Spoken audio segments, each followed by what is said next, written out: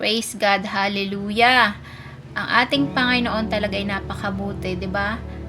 Kahit na ang road natin ay lubak-lubak at nasa situation tayo na mahirap, subalit we have peace in our heart. Meron tayong kapayapaan sa ating puso at isipan dahil yun ay sa biyaya ng ating Panginoong Jesus. Binibigyan niya tayo ng kapayapaan behind our difficult situation. Kaya sa kabila ng mga mahirap ang sitwasyon natin, piliin pa rin natin na i-worship ang ating Panginoon at kailangan na nandoon pa rin palagi ang pasasalamat natin sa kabila ng mahirap ang sitwasyon mo, mahirap ang sitwasyon natin. Okay? Dahil doon nakikita nating Panginoon na itong anak ko ay talagang may pananampalataya sa akin. Okay? Natutuwa ang ating Panginoon sa ating lahat kapag ganun ang ginagawa natin. Behind our situation na mahirap man, kasi walang buhay dito sa mundo na hindi mahirap. Kapag dumating na ating Panginoon Jesus sa kanyang second coming, nandoon na yung talagang kapayapaan na wala nang no more tears, 'di ba? Wala nang iyak, wala nang mga luhang papatak, wala nang sakit na mararamdaman, 'di ba? Lahat ay papawiin na yan ating Panginoong Jesus dahil yan ay pangako ng ating Panginoong Jesus. Lalo na doon sa mga tapat na nananampalataya sa Kanya hanggang wakas. Okay? Brothers and sisters, kung ikaw ay hindi mo pa ibinibigay ang life mo kay Jesus Christ, so it's time.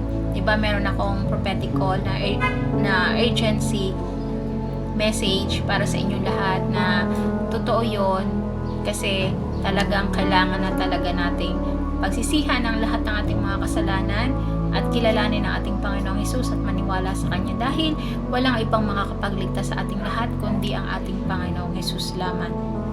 Okay? Tulad na sinabi ko, okay? So John 14:6, I am the way, the truth, and the life. No one comes to the Father except through me. Okay? Walang ibang makakapagligtas sa inyong lahat. Hindi kayo maliligtas ng mga Diyos-Diyosan na yan. Hindi kayo maliligtas ng mga relihiyo na yan. Hindi kayo maliligtas ng mga pananampalataya ninyo sa mga Diyos-Diyosan na yan at yung mga paniniwala ninyo.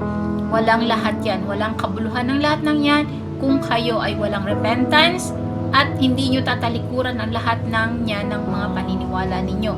Dahil kung hanggang sa pagdating na ating Panginoong Jesus ay hindi ka pa nakapag-repent, nandiyan ka pa rin sumasamba ka sa mga Diyos-Diyosan, nandiyan ka pa rin sa religion na sinasabi mong yan ay makakapagligtas sa iyo at yan ang poprotekta sa iyo at ikaw ay nasa makasalanan pa, nasa makamundo at hindi ka kumikilala sa ating Panginoong Jesus, okay? Kayo ay magkakaroon na lamang ng judgment sa pagdating nating Panginoong Jesus, okay?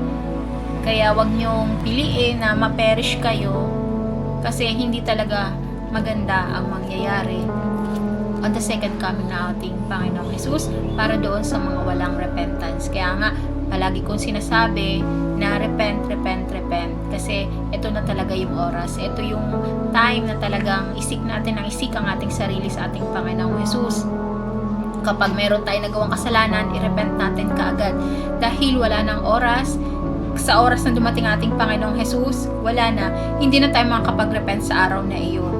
Kasi ang mangyayari noon ay iisa-isahin na tayong tatanungin na ating Panginoong Jesus base sa kung ano ang nagawa natin.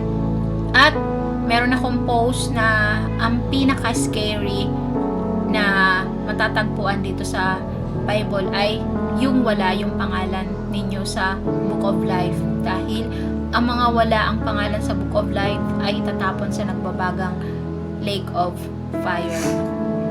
Okay, brothers and sisters, kaya palagi kami nagpapaalala. We keep on reminding you na repentance is urgency call, okay?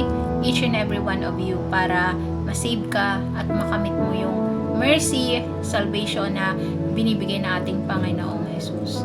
You want to know Jesus, okay? So, let's pray and then sabayan mo ako, brothers and sisters, okay? Hallelujah, Jesus. Lord God, Thank you, Jesus, on this day, Lord God. Lord, have mercy on me. I am here, Lord God, in front of you. I want to repent on my sins from the past and until now, Lord God. Lord, isinusuko ko sa iyo ang aking buhay. I believe in you na ikaw ay namatay sa krus, ibinigay mo ang iyong buhay upang kami ay maligtas. Ako'y nagtitiwala sa iyo, Lord God, at humihingi ng tawad sa lahat ng aking mga kasalanan dahil walang ibang makakapagligtas sa akin kundi kayo lamang, Panginoong Jesus. Ngayong araw na ito, ibinibigay ko sa iyo ang aking buhay at ang iyong mga plano masusunod sa aking buhay, hindi ang aking plano. Lord God, have mercy on me. Lord, write my name in the book of life until your second coming, Lord God, and teach me, Lord God, my heart and my mind to obey all your words, Lord God. At Lord, humihingi ako palagi ng gabay sa inyo na aking makayanan ang pag-follow ko sa inyo, Lord God, dahil taos puso po ako humingi ng tawad sa inyo na gusto kitang makilala ng buong puso, Lord. Give me a heart with a passion to know you more, Lord God. This is I pray, Lord God, in Jesus' name, amen. Okay, so, kapatid, kung yun ay sinabi mo ng bukas sa iyong puso, okay, pinapatawad ka nating Panginoong Jesus, pero hindi dyan nagtatapos, okay? Hindi ibig sabihin na humingi tayo ng repentance at ikaw humingi ka ng repentance sa ating Panginoon ay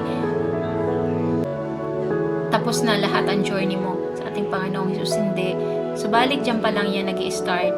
Humingi ka ng tawad, subalit kailangan mo read your Bible and then keep seeking the Lord and sin no more. Huwag ka nang bumalik sa dati pa kung ikaw ay humingi na ng tawad sa ating Panginoong Jesus. Okay, brothers and sisters? So, let's proceed to my teaching today. Kasi dito sa Bible, matatagpuan natin yung pinakamaiksing verse na kung saan ay dito yan sa chapter 11, verse 35. Ito ay nakalagay dito, Jesus wept. So, bakit ba nag-weep ang ating Panginoon dito? So, basahin natin dito 32.